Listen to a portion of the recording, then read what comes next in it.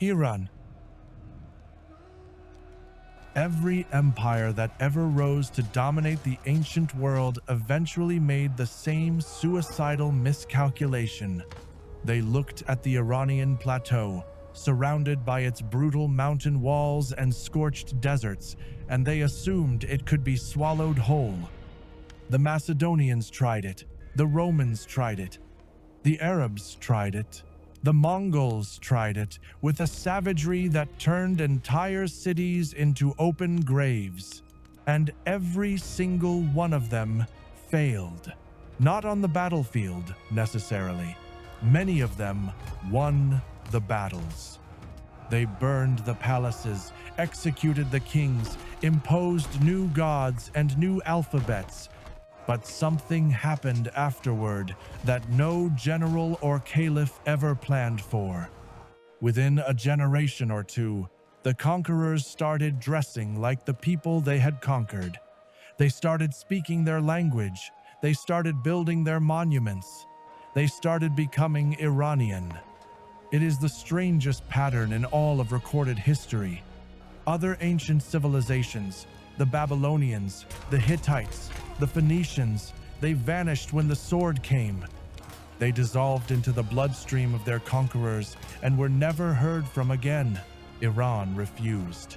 For 5,000 years, this civilization has been swallowing empires from the inside. And the story of how that is even possible begins long before there was ever a country called Persia. The Western world has a comfortable origin story. Civilization began in Mesopotamia, between the Tigris and the Euphrates, or perhaps along the Nile in Egypt. School textbooks repeat this narrative with total confidence, and for decades, the Iranian plateau was treated as a geographic afterthought, a rugged corridor that connected the real cradles of civilization to Central Asia. That version of history collapsed in the year 2001, when catastrophic flooding along the Halil River in southeastern Iran carved open the earth and exposed something no one expected. Beneath the mud and silt lay the ruins of an acropolis belonging to a civilization that had thrived nearly 5,000 years ago. Farmers in the region began pulling artifacts from the ground. Exquisite chlorite vessels carved with scenes of men wrestling wild animals, game boards inlaid with lapis lazuli and carnelian, bronze tools of astonishing sophistication. When Iranian archaeologist Yusef Majidzadeh arrived to lead formal excavations at the site known as Konar Sandal, near the modern city of Jiroft, he uncovered a massive urban complex complete with monumental architecture, craft workshops, administrative seals, and a ziggurat that may predate anything built in Mesopotamia. Clay tablets inscribed with a script that no linguist on Earth has yet been able to decipher suggested that this was not merely a settlement. It was a literate civilization with its own language, its own system of governance, and its own artistic tradition that rivaled anything the Sumerians ever produced. French archaeologist Jean Perrot, invited to inspect the site, declared that a region scholars had long dismissed as empty steppe was in fact the heart of an advanced society with a clear social hierarchy. The Jiroft discovery did not dethrone Mesopotamia, but it forced the academic world to accept that the Iranian plateau was not a sideshow. It was a co-author of civilization itself. Long before Jiroft, however, the southwest corner of this plateau had already produced one of the ancient world's most formidable powers. The kingdom of Elam, centered on the city of Susa, was trading blows with the Sumerians as early as the 3rd millennium before Christ. The Elamites built ziggurats, developed their own writing system, and projected military force across Mesopotamia with a ferocity that terrified their neighbors. But perhaps their most remarkable contribution was not a battle. It was a piece of clay. Around the 23rd century before Christ, After a prolonged war between the Akkadian king Naram-Sin and the Elamite state, the two sides sat down and produced a written agreement, a formal treaty guaranteeing Elamite sovereignty in exchange for alignment with Akkadian foreign policy. It is, as far as historians can determine, the first documented international treaty in human history. Diplomacy itself, the idea that sovereign nations could resolve conflict through negotiation and binding text, has roots buried deep in Iranian soil. But the people we now call Iranians were not the Elamites. They arrived later. Wave after wave of Indo-Iranian nomadic tribes filtering down from the Central Asian steppes and the Caucasus sometime between the 20th and 15th centuries before Christ. These newcomers spoke a language that shared deep ancestral roots with Latin, Greek, and Sanskrit. They called themselves Arya, meaning noble or honorable, and they named the land they settled Arianem Veja, the expanse of the noble ones.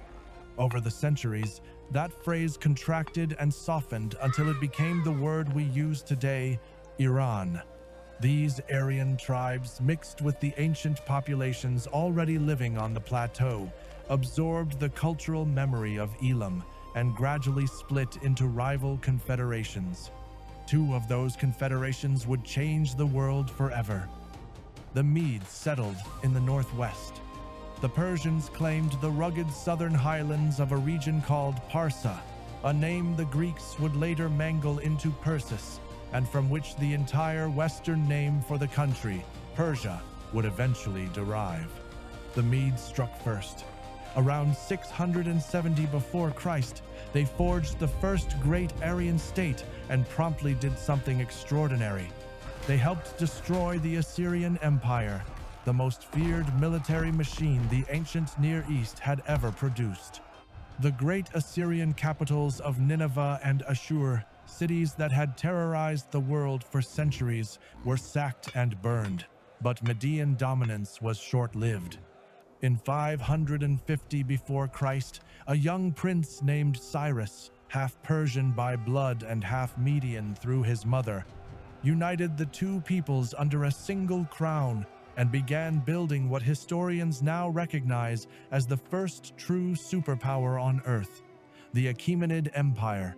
Within a single generation, Cyrus conquered Lydia, absorbed the Greek city-states of Asia Minor, and marched into Babylon without a fight. And then he did something that no conqueror before him had ever considered. He did not burn the temples. He did not enslave the population. He did not impose his gods. Instead, he issued a decree, inscribed on a small clay cylinder in the Akkadian language, announcing that all displaced peoples were free to return to their homelands, that every person could worship their own gods, and that forced labor was abolished.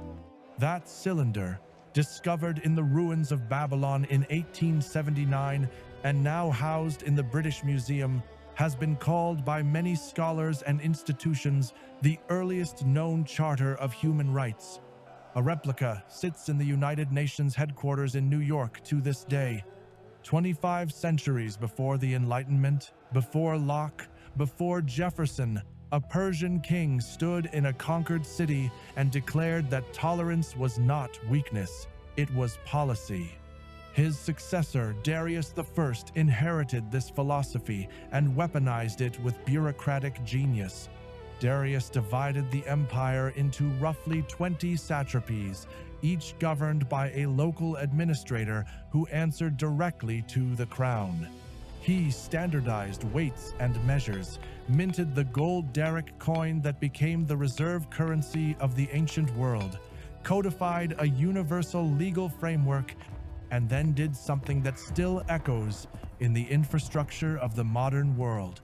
He built the Royal Road, a 2,700-kilometer highway stretching from Susa in the heart of Persia to Sardis on the Aegean coast. Along this road, Darius stationed 111 relay posts, each equipped with fresh horses and riders standing ready around the clock. A message could travel the full length of the empire in 9 days, a journey that took a traveler on foot roughly 3 months. The Greek historian Herodotus watched this system in operation and wrote a line so impressed and so precise that it was later carved into the facade of the New York City post office. Neither snow, nor rain, nor heat, nor darkness could stop these Persian couriers from completing their rounds. The Achaemenid postal system was so efficient that the Romans eventually copied it wholesale. At its peak, nearly half the population of the known world lived under a single Persian administration. 50 million human beings, speaking dozens of languages, worshipping hundreds of gods, governed not through terror but through a system of laws, roads, and respect for local custom that would not be matched in sophistication for another 2,000 years. This was not an empire held together by fear. It was an empire held together by design, and it was Iranian. But no empire, no matter how brilliantly designed, is immune to ambition eating itself from within. Cyrus the Great met his end not at the hands of a rival king or a disciplined army, but deep in the Central Asian steppe, chasing nomads he should have left alone. He marched against the Massagetae, a fierce confederation of horseback warriors led by a queen named Tomyris. According to Herodotus, the battle was among the most savage ever fought. The Persian army was annihilated. Tomyris, whose son had been captured and killed by Persian treachery, ordered her soldiers to find the body of Cyrus. When they did, she severed his head and plunged it into a leather bag brimming with human blood. She reportedly said, "You thirsted for blood your entire life. Now drink until you are satisfied." It was a grotesque end for the man who had invented tolerance as a tool of governance. But the empire survived him. The Achaemenid machine was too well built, too deeply rooted to collapse over the death of a single ruler. What nearly everyone gets wrong about the next chapter is the story of Greece. The Western world has spent 2,500 years telling itself a very flattering tale that a handful of brave Greek city-states defeated the mighty Persian Empire and saved civilization. The battles of Marathon, Thermopylae, and Salamis are taught in every classroom on Earth as proof that freedom will always triumph over tyranny. It makes for a thrilling narrative. It is also, at best, a half-truth. Yes, the Greeks defended their independence. The 300 Spartans at Thermopylae fought and died with extraordinary courage.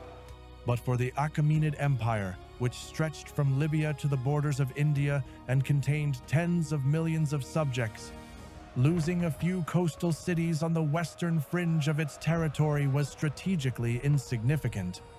The Persians did not crumble after these defeats. They simply pivoted. They opened their treasury and began buying Greek loyalty outright. Persian gold flowed into Athens to weaken Sparta. Persian gold flowed into Sparta to weaken Athens. The Great Peloponnesian War that tore the Greek world apart for nearly 3 decades was funded, on both sides, by Persian money. And when the exhausted Greeks finally came to the negotiating table in 387 before Christ, it was not Athens or Sparta that dictated terms. It was the Persian king Artaxerxes. The so-called King's Peace returned the Greek cities of Asia Minor to Persian control and effectively made the great king the arbiter of Greek affairs. What Persian spears could not accomplish, Persian coins did. The real lesson of the Greco-Persian Wars is not that the underdog always wins. It is that Iran learned, very early, that there are weapons far more effective than armies. The true catastrophe arrived a generation later, and it came from a direction no one expected. In 334 before Christ, a 22-year-old Macedonian king named Alexander crossed the Hellespont with roughly 40,000 men and began the most audacious military campaign in ancient history. Within 4 years, the Achaemenid Empire was finished. Alexander's disciplined phalanxes shattered the Persian army at Gaugamela. He burned Persepolis, the ceremonial heart of the empire, in a fire so enormous that its scorch marks can still be seen on the ruins today. The last Achaemenid king, Darius III, was murdered by his own courtiers while fleeing east. It appeared, by every measurable standard, that Iranian civilization had been extinguished forever. Alexander installed Greek governors. He imposed Greek language. He founded Greek cities across the plateau. His successors, the Seleucids, ruled the region for nearly a century and a half. And yet, within a generation, something strange and irreversible began to happen. Alexander himself started wearing Persian robes. He adopted the Persian custom of prostration before the king. He married a Bactrian princess and ordered his officers to do the same. The conqueror was being conquered by the culture he had subjugated. The Seleucids who followed him found that Greek philosophy and Greek architecture could not take root in Iranian soil without being transformed beyond recognition. Hellenization did not fail because it was resisted with swords. It failed because Persian civilization was older, deeper, and more psychologically complete. It simply absorbed the foreign elements and made them its own. The proof of this cultural immune system arrived in the 3rd century before Christ, when the Parthians, an Indo-Iranian tribe from the northeastern steppes, rose up and expelled the Greeks entirely. The Parthian Empire that followed would last nearly 500 years and produce one of the most devastating military humiliations in all of Western history. In 53 before Christ, the Roman general Marcus Licinius Crassus, the richest man in Rome and a member of the powerful First Triumvirate alongside Julius Caesar and Pompey, led 7 legions into Parthian Mesopotamia. He was hunting for glory. What he found was annihilation. At the Battle of Carrhae, a Parthian force of roughly 10,000 mounted archers and heavily armored cataphracts, commanded by a young general named Sharena, surrounded the Roman column on the open desert plain. The Parthian horse archers rode in endless circles, firing wave after wave of arrows into the Roman formations, and then wheeling away before the legionaries could close the distance. When Crassus sent his own son Publius with a cavalry detachment to break the encirclement, the Parthians' feigned retreat drew the Roman horsemen into the desert and destroyed them. They returned to the main battle carrying Publius's head on a spear. By nightfall, 20,000 Romans lay dead. 10,000 more were taken prisoner and marched deep into Central Asia, never to return. Crassus himself was killed during a botched negotiation, and ancient sources claim the Parthians poured molten gold down his throat as a final commentary on the greed that had driven him east.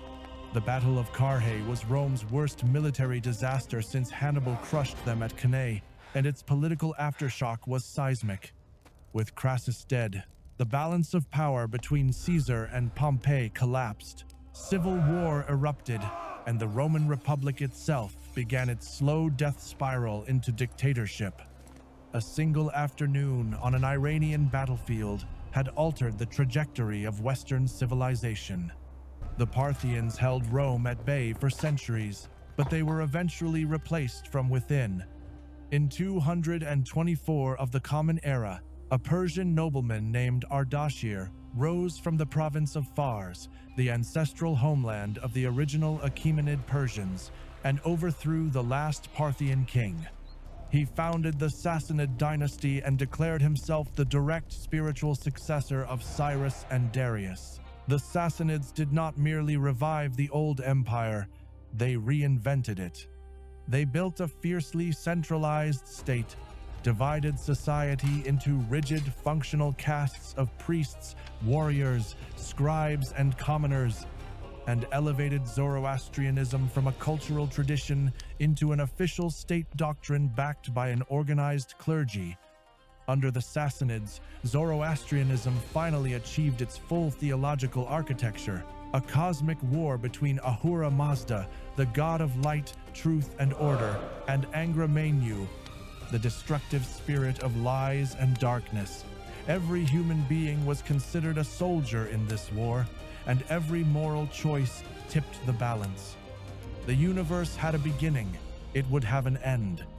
There would be a final judgment, a resurrection of the dead, and a purification of the world by fire. These ideas did not stay within Iran's borders. When the Persians had liberated the Jews from Babylonian captivity in the 6th century before Christ, 2 centuries of intimate cultural contact followed.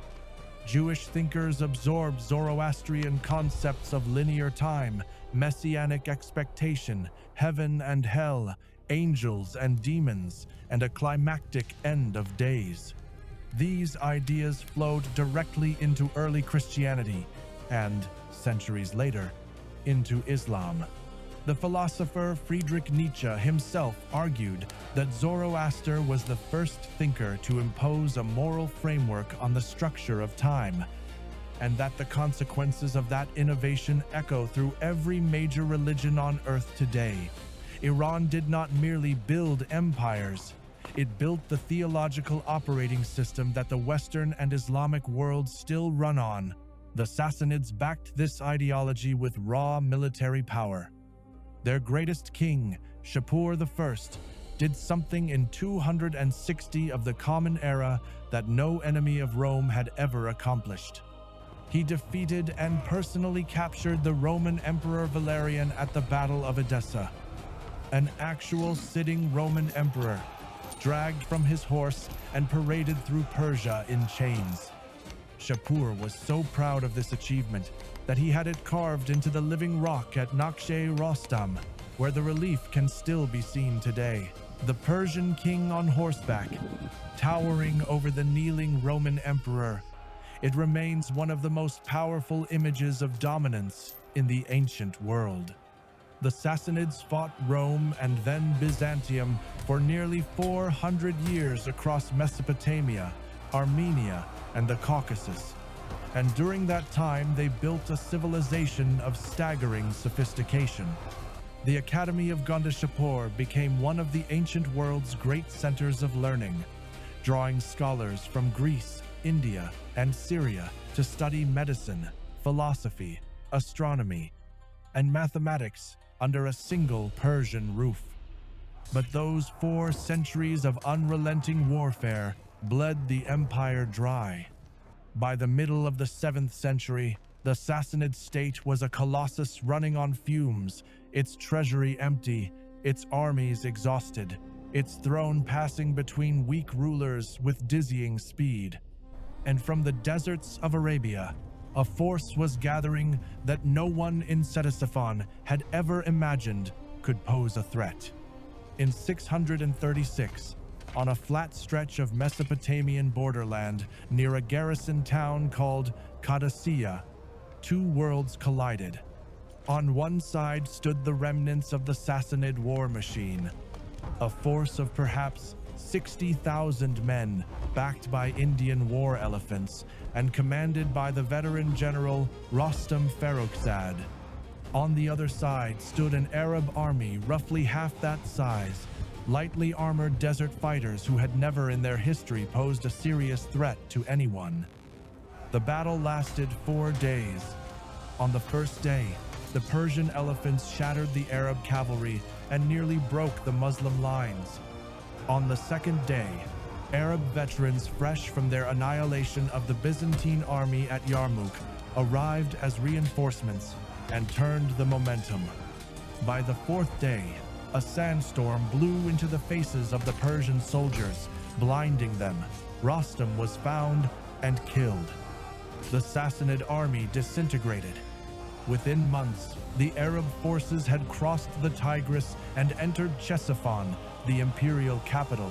They found the throne room abandoned, the treasury overflowing with gold. and the legendary jewel-encrusted royal banner of Iran, the Derafsh-e-Kaviani, lying there for the taking. The Arabs tore out its gems and sold them piece by piece in the markets of Medina. By 651, the last Sassanid emperor, Yazdegerd III, a man who had been fleeing eastward for years, was murdered by a local miller near the city of Merv. He was reportedly killed for the clothes on his back. The dynasty that had captured Roman emperors and built one of the most sophisticated civilizations on earth ended with a king dying in a ditch for his coat. For any other civilization, this would have been extinction. It was exactly what happened to Egypt, to Syria, to North Africa. Those cultures were Arabized so thoroughly that within a few centuries, almost no trace of their pre-Islamic identity remained. The Egyptians stopped speaking Coptic. The Syrians abandoned Aramaic. Ancient traditions were overwritten by a new language, a new faith, and a new way of organizing the world. Iran was supposed to follow the same path. The Umayyad caliphs, who ruled the Islamic Empire from Damascus, treated the Persians with open contempt. They imposed Arabic as the sole language of administration. They levied heavy taxes on non-Arab Muslims. They called the Iranians Mawali, a word that technically meant clients, but carried the weight of second-class citizens. Some Umayyad officials actively tried to suppress Persian culture, viewing it as a pagan relic from the age of fire worshippers. And for a moment, it looked like they might succeed. Zoroastrianism, which had burned at the center of Iranian identity for well over 1,000 years, began to recede. Millions converted to Islam, some out of genuine conviction, others under economic and social pressure. The old fire temples went dark. The sacred texts of the Avesta were scattered. But what happened next is the single most remarkable act of cultural survival in human history. The Iranians did not resist Islam. They did something far more subversive. They made Islam theirs. Persian scholars, bureaucrats, and intellectuals did not retreat into bitterness. They flooded into the machinery of the caliphate and began reshaping it from the inside. When the Abbasid revolution overthrew the Umayyads in 750, it was Persian administrators and Persian military commanders who formed the backbone of the new regime. The Abbasid capital was moved from Damascus to Baghdad, a city built on the ruins of an old Sassanid settlement designed by Persian architects and governed through a bureaucratic system lifted directly from the Sassanid playbook. The office of vizier, the concept of a centralized postal intelligence network, the administrative structures that held the caliphate together were all Persian imports wrapped in Arabic vocabulary. The Persian language did not die. It evolved. It absorbed Arabic loanwords, adopted the Arabic script, and re-emerged as New Persian, a language so rich and so flexible that it soon became the literary lingua franca of the entire Eastern Islamic world. While Arabic remained the language of religion and law, Persian became the language of poetry, philosophy, and prestige. The great epic poet Ferdowsi spent 30 years composing the Shahnameh, the Book of Kings, a 60,000-line poem recounting the mythological and historical saga of Iran from the creation of the world to the Arab conquest. He wrote it almost entirely in pure Persian, deliberately avoiding Arabic loanwords as an act of civilizational defiance. The Shahnameh did not merely preserve Iranian history, it made Iranian history sacred. It gave every Persian-speaking person a story so vast and so emotionally powerful that no amount of political subjugation could erase it. A millennium later, Iranians still read it. And then came the worst catastrophe in the history of the Islamic world. In 1219, a diplomatic insult set the stage for annihilation. a governor in the Khwarezmian Empire, the state that then ruled much of Iran and Central Asia, made the catastrophic decision to massacre a Mongol trade caravan and murder Genghis Khan's ambassadors. The response was total war. Genghis Khan crossed the Oxus with an army estimated at up to 200,000 men, accompanied by Chinese siege engineers and catapults capable of hurling flaming projectiles over city walls. What followed was not conquest in any traditional sense. It was systematic extermination. The great Silk Road cities of Bukhara and Samarkand fell within weeks. Merv, one of the largest cities in the world at the time, surrendered peacefully and was rewarded with slaughter on an industrial scale. Contemporary chroniclers reported that Mongol soldiers were each assigned the execution of 300 to 400 civilians.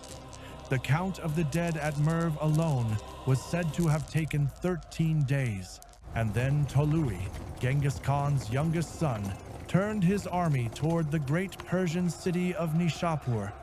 Nishapur was a jewel of Iranian civilization, a center of learning, poetry, and commerce that sat at the crossroads of the Silk Road, a city of perhaps 200,000 people, surrounded by turquoise mines that had supplied the world for millennia.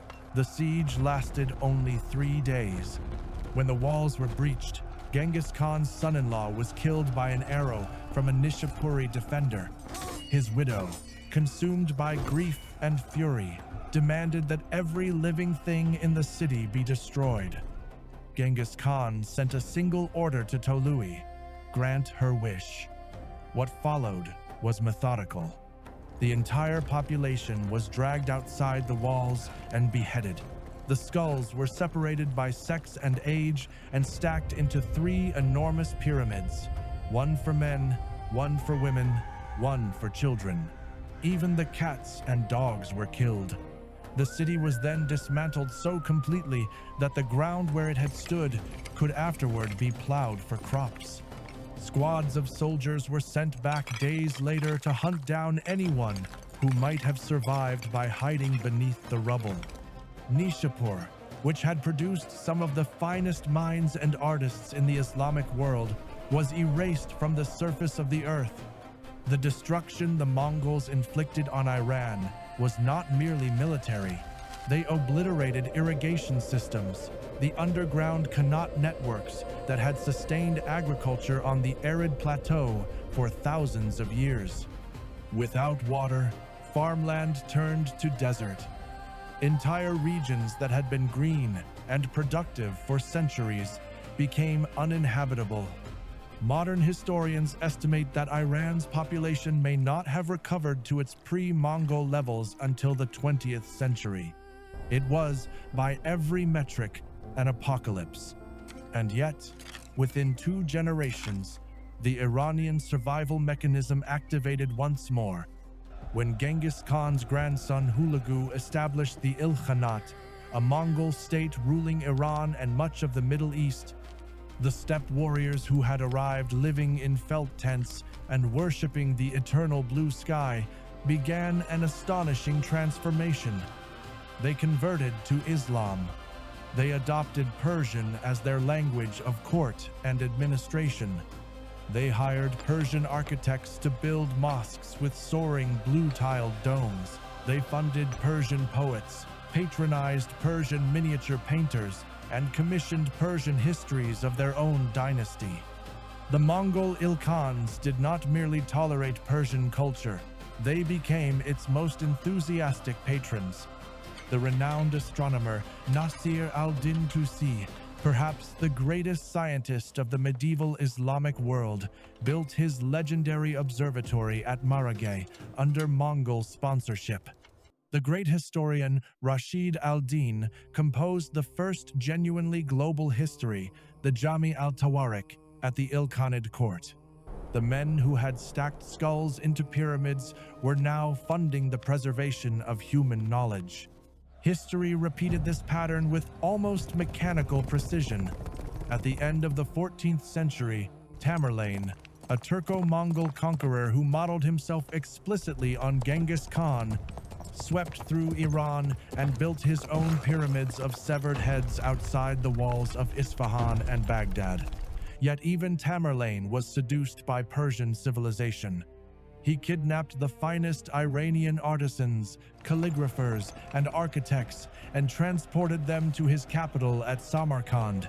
His descendants, the Timurids, became some of the most refined cultural patrons in the history of the Islamic world, funding a Persian renaissance of miniature painting, poetry, and astronomical study that radiated outward from Herat and Samarkand. The pattern was now undeniable. Conquerors arrived with swords. Within a generation, they were holding poetry books. The Persian cultural code was not passive. It was a weapon. It did not need armies to operate. It worked through beauty, through language, through a civilizational depth so immense that no occupier could resist its gravitational pull. Century after century, the Iranians lost every battle and won every aftermath. And the question that echoes through all of it is devastatingly simple.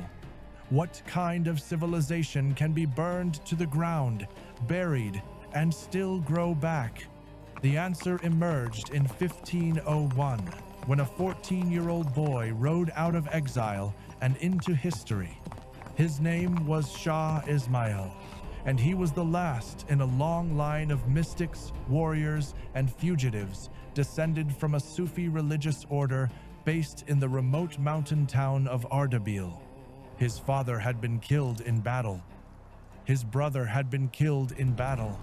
Ismail himself had spent most of his childhood in hiding, passed between sympathetic households, hunted by enemies who wanted his bloodline extinguished. When he finally emerged, leading a ragged army of fanatically devoted followers known as the Kizilbash, the red-capped Turkmen warriors who believed he was a living saint, he conquered Tabriz in a single campaign and declared himself King of Kings of Iran.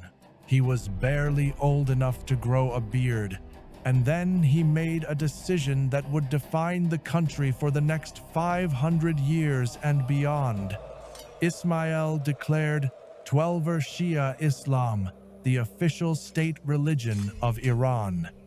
At the time, the overwhelming majority of Iran's population was Sunni, as it had been for centuries. Ismail did not care. He brought Shia scholars from Lebanon and Syria. He built schools and shrines. He ordered the Islamic call to prayer altered to include the Shia declaration of Ali's authority, and he enforced conversion by the sword. Sunni clerics who refused to convert were given a simple choice: exile or execution. It was a brutal, theocratic revolution carried out at terrifying speed, and it worked. Within a generation, the religious landscape of an entire civilization was permanently transformed. Iran became Shia, and in doing so, it carved itself a unique theological identity that separated it forever from the Ottoman Empire to the west and the Uzbek Khanates to the east. The Safavid conversion was not merely a religious act. It was the most radical reassertion of Iranian distinctiveness since the invention of Zoroastrianism. Once again, Iran had drawn a line around itself and said, "We are not you."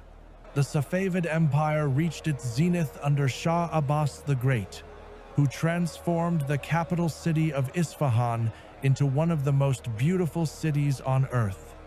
European visitors who walked through the imperial square of Naqshi Jahan described it as rivaling anything in Paris or Rome. The mosques glittered with turquoise and gold tilework. The bazaars stretched for miles. Persian carpets, Persian silk, Persian miniature painting became luxury goods coveted across the entire continent. Abbas modernized the military, centralized the bureaucracy, and played European powers against each other with a diplomatic cunning that would have made Artaxerxes proud. For a brief, shining moment, Iran was once again a global superpower, wealthy, cultured, and feared. But the Safavid dynasty eventually rotted from within, weakened by indulgent heirs and palace intrigues, and in 1722, it collapsed under an Afghan tribal invasion. What followed was nearly 2 centuries of chaos, a revolving door of short-lived dynasties and foreign interventions that gradually shrank Iran's borders and hollowed out its sovereignty. By the 19th century, under the Turkic Qajar dynasty, Iran had become a carcass over which the great powers of Europe picked and squabbled. The British Empire and the Russian Empire carved the country into informal spheres of influence without bothering to ask permission. The British pumped Iranian oil and stationed troops in the south. The Russians occupied the north and annexed the territories of modern-day Georgia, Armenia, and Azerbaijan after a series of devastating wars that Iran had no chance of winning. The country that had once ruled half the known world was now a chessboard for other people's games. This period, known to historians as the Great Game, reduced Iran to a buffer state, a geographic convenience squeezed between 2 empires that viewed it as little more than a pipeline and a strategic corridor.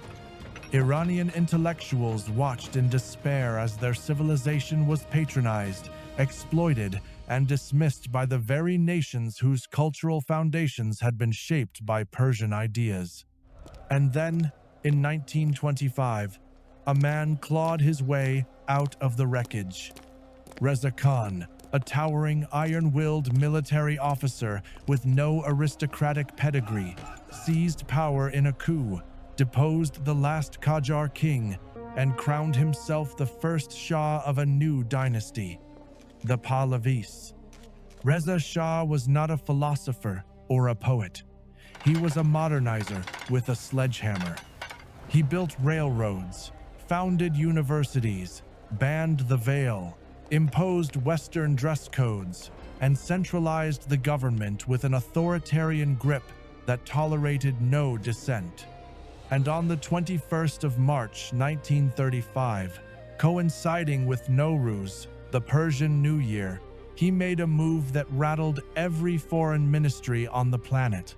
He sent an official circular to every embassy and international organization on Earth, demanding that the world stop calling his country Persia. From that day forward, it would be known by the name its people had always used for themselves: Iran, the land of the Aryans. The word Persia, he argued, was a Greek invention, a relic of colonial condescension derived from a single province called Fars. It reduced a civilization of dozens of ethnic groups and thousands of years of history to a Western fantasy of carpets, fairy tales, and exotic backwardness. The name Iran, by contrast, was ancient, indigenous, and all-encompassing. It appeared in Zoroastrian scripture. It was carved into Sassanid rock inscriptions. Ferdowsi had used it in the Shahnameh. The people had never stopped calling themselves Iranian. It was only the outside world that had insisted on a different label. Reza Shah was not asking the world to learn a new name. He was telling it to finally use the real one. The name change was more than linguistics. It was a declaration of psychological independence, a nation reclaiming the right to define itself on its own terms. And it worked, unevenly but irreversibly. Diplomats adjusted, maps were redrawn. The word Iran slowly replaced Persia in newspapers, treaties, and textbooks across the globe. But something strange happened in the process. The two names did not merge into one. They split into parallel identities that continue to coexist in the modern imagination. Say the word Persia to almost anyone on Earth, and the images that surface are romantic. Ancient empires, turquoise domes, flying carpets, the poetry of Rumi and Hafez, an exotic, lost grandeur shimmering at the edges of memory.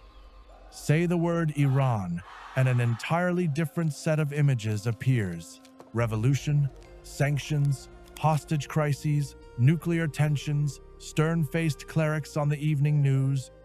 Two names, one country, and a chasm of perception between them so vast that it sometimes feels like they describe two different civilizations entirely. The 20th century delivered blow after blow. In 1941, Britain and the Soviet Union invaded and forced Reza Shah into exile, replacing him with his young son, Mohammad Reza. In 1953, a CIA-orchestrated coup toppled the democratically elected Prime Minister Mohammad Mossadegh after he nationalized Iranian oil, reinstalling the Shah with expanded autocratic powers. The resentment that coup generated burned underground for a quarter century until it erupted in 1979 as the Islamic Revolution. The monarchy fell. Ayatollah Khomeini returned from exile. Iran became a theocratic republic, and the relationship between Iran and the West was severed with a violence that has never fully healed. The revolution was, in its own way, yet another expression of the same impulse that had driven Iran for millennia.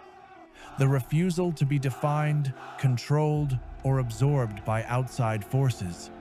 Whether that refusal has served the Iranian people well is a question that Iranians themselves continue to debate with passion and pain.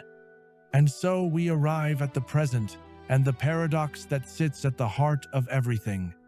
Iran is a country that has been invaded, occupied, burned, converted, dismembered, and humiliated more times than almost any other nation on earth. And yet, it is still here, still speaking a version of the same language it spoke 2,000 years ago, still celebrating Nowruz, a festival that predates Islam, Christianity, and possibly even Zoroastrianism, still reading Ferdowsi, still arguing about Cyrus, still insisting, with a stubbornness that borders on the supernatural, that it is the same civilization it has always been. The Babylonians are gone. The Assyrians are gone. The Hittites, the Phoenicians, the Carthaginians, all dissolved into the sediment of history. Iran remains. Not because it was stronger than its enemies. It was almost never stronger than its enemies.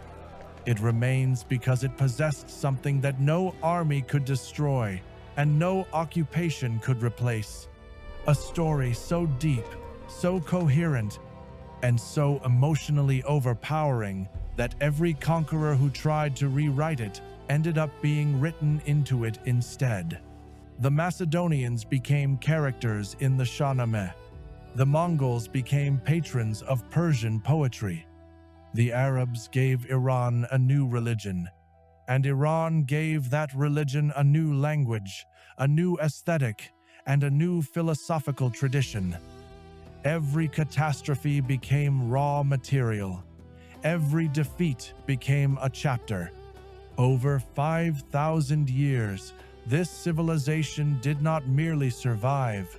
It developed the most sophisticated mechanism for cultural immortality the world has ever seen. And perhaps that is the final lesson of Iran's history. Empires are built with armies. But civilizations, the kind that outlast the armies and the empires and the centuries and the fires, those are built with something else entirely. They are built with stories. And Iran has never stopped telling its own.